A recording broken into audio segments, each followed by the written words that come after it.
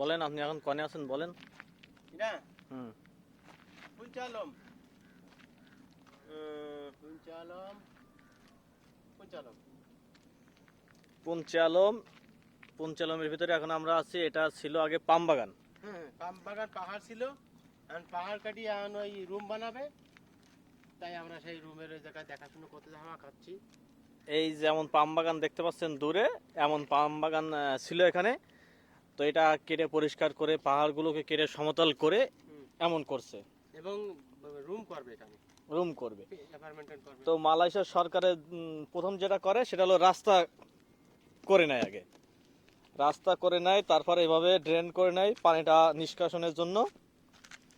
তারপরে আপনার রুম রুমের কাজ করে। আর আমাদের বাংলাদেশে যেটা হয়, আগে মানুষ রুম করবে, তারপর রাস্তা। তারপর রাস্তা হলে হয়েছে, না হলে না হয়েছে।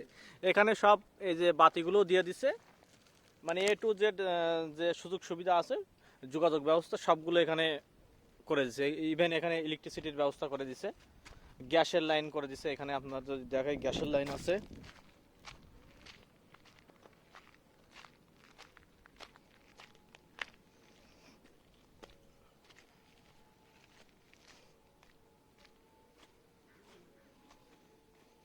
এখানে এই যে গ্যাসের লাইন আছে, বিদ্যুতের লাইন আছে, সব কিছু আগে কমপ্লিট করে দেন তারপরে এখানে ঘর তৈরির কাজ শুরু হয়। এখানে যে দেখতে পাচ্ছেন আমরা এখন ড্রেনের উপর দিয়ে হাঁটছি।